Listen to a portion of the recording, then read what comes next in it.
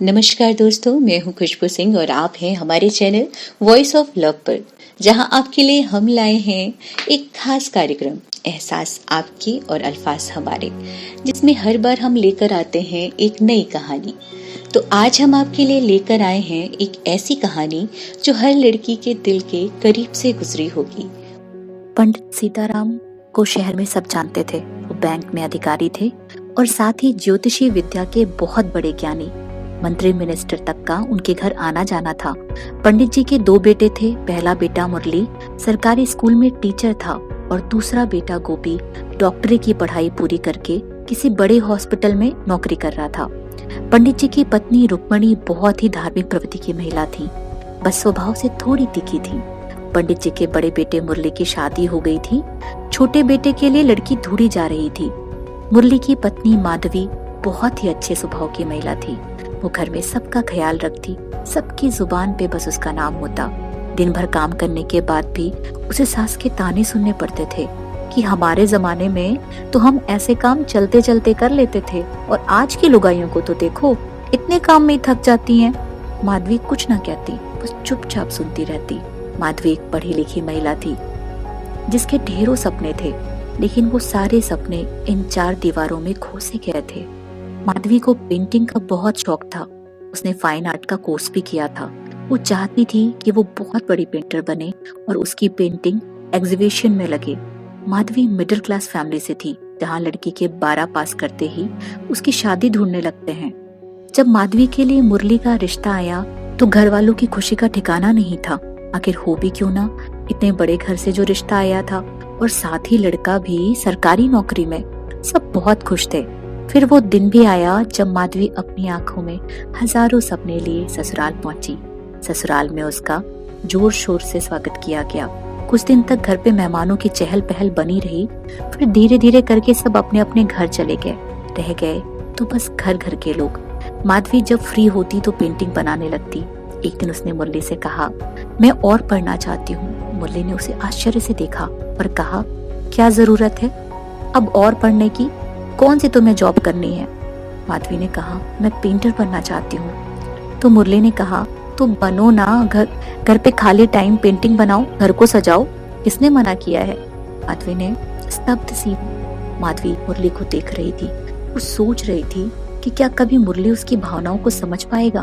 एक दिन माधवी की सास आई और उन्होंने कहा, महारानी जी, सारा टाइम कमरे में ही रहोगी या काम भी करोगी?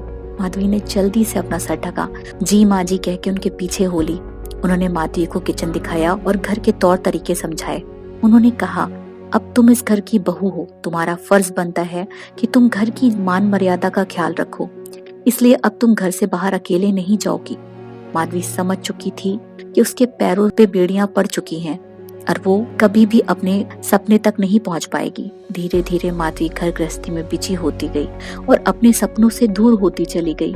उसे याद भी नहीं था कि उसने आखिरी पेंटिंग कब बनाई थी। आज मुरली कुछ जल्दी उठ गया।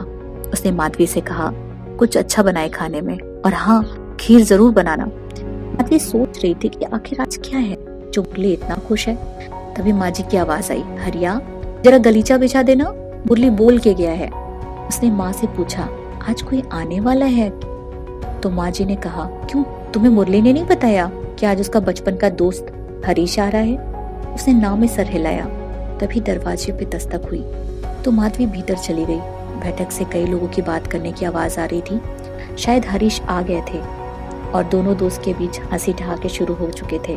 तभी माँ जी ने कहा, माधवी खाना लगा दो। माधवी खाना परोसने किचन में चली गई। खाने के बाद सब अपने अपने कमरे में चले गए। हरीश को अपने साथ लेकर मुरली अपने कमरे में चला गया।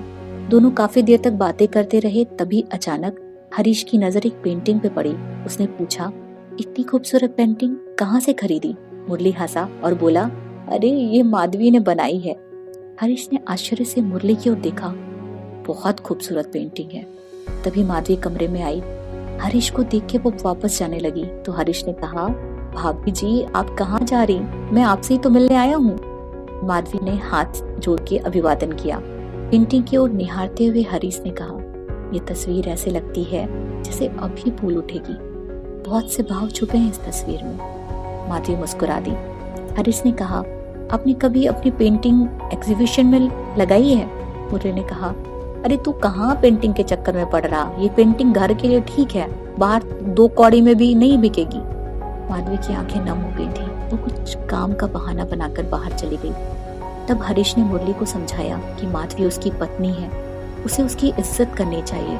माधवी के हाथों में इतना हुनर है, उसे माधवी को सपोर्ट करना चाहिए। हरीश ने कहा कि कुछ दिन बाद वो एग्जीबिशन लगा रहा, उसमें माधवी की पेंटिंग को भी शामिल करेगा। पहले तो मुरली मना करता रहा, अंत में बहुत जोर देने पे वो मान गया। हरीश के जाने के बाद मुरली ने माधवी से माफी मांगी, फिर से पेंटिंग बनाने के लिए कहा और एग्जीबिशन वाली बात बताई। माधवी ने कहा कि घर वाले कभी नहीं मानेंगे, तो मुरली ने कहा कि तुम उनकी चिंता ना करो, तुम बस अपने काम पे ध्यान दो। मुरली ने घर वालों के सामने जब यह बात रखी तो पिताजी तो मान गए, लेकिन माँ विरोध कर रही थी।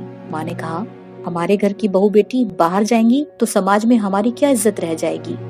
लेकिन मुरली ने किसी की ना सुनी, वो माधवी के साथ ही खड़ा रहा। माधवी अब पूरे जोर शोर से एग्जीबिशन की तैयारियों में जुट गई। अब माँ जी उसे ठीक से बात नहीं करती थी, बल्कि ताने जरूर देती थी कि पढ़ी लिखी बहू घर नहीं लानी चाहिए, नहीं तो इज्जत नीलाम करवा देती है। आज से एग्जीबिशन शुरू हो गई थी। माधवी की पेंटिंग को लोग बहुत पसंद कर रहे थे। माधवी की पेंटिंग अच्छे दामों में जा रही थी। माधवी की पेंटिंग को पहला प्राइज भी मिला। माधवी की खुशी का तो ठिकाना नहीं था। आज उसे अपने सपने सच होते नजर आ रहे थे। ये सब पॉसिबल हुआ था हरीश और उसके पति मुरली की वजह से। जब माधवी से प्रेस कॉन्फ्रेंस में पूछा गया कि उसकी सफलता के पीछे कौन है, तो उसने अपने सासू माँ का नाम लिया। मुरली को आज बहुत गर्व हो रहा था अपनी पत्नी पे। वो सोच रहा था कि आखिर इतनी तक उसने क्यों माधवी को सपोर्ट नहीं किया, आखिर क्यों नहीं समझा उसे। वो उसी उधेड़-बुन में था कि पीछे से हरीश और माधवी आए। हरीश ने कहा, घर नहीं चलना क्या, आज यहीं रुकने का इरादा है? मुरली मुस्कुराया, अरे नहीं, चलना है। तीनों घर पहुंचे तो अंदर से आवाज आई, बाहर ही रुको। वो तीनों सोच में पड़ गए कि क्या हुआ, माँ ने बाहर रुकने को क्यों कहा। तभी माँ आरती लेके भीतर से आई। माँ को देख के सब अचंभित थे। मुरली ने पूछा, ये किसके लिए? तो माँ माधवी के पास आई और कहा, मेरी बेटी के लिए। उन्होंने माधवी की आरती उतारी और उसे तिलक लगाया। माधवी की आंखों में आंसू थे। माँ ने कहा, भीतर आओ, सही मायनों में अब तुम्हारा गृह प्रवेश हुआ है। माधवी माँ के साथ अंदर जाती है। माँ माधवी से माफी मांगती हैं और कहती हैं, मैंने हर कदम पे तुम्हें ताने दिए, लेकिन तुमने कभी भी जवाब नहीं दिया। एक बेटी की तरह मेरा ख्याल रखा। मुझे हमेशा लगता था कि औरत की इज्जत तभी तक है जब तक वो 4 दीवारी में रहती है, लेकिन तुमने मुझे गलत साबित कर दिया। आज तुमने हमारी प्रतिष्ठा और बढ़ा दी है। मुझे गर्व है कि तुम मेरी बहू हो। माधवी माँ जी से गले लग जाती है। आज उसे जो खुशी मिली किसी भी सफलता से बड़ी थी। तो ये थी हमारी आज की कहानी। आपको कैसी लगी हमारी ये कहानी, आप हमें कमेंट बॉक्स में जरूर बताएं। और अगर आप भी चाहते हैं कि आपकी लिखी कहानी हम अपने कार्यक्रम में शामिल करें, तो आप अपनी लिखी कोई भी कहानी, अधिकतम जो कि 1500 शब्दों की हो, हमें voiceoflove0246@gmail.com पे भेज सकते हैं। और हाँ, जाने से पहले लाइक और सब्सक्राइब करना ना भूलें।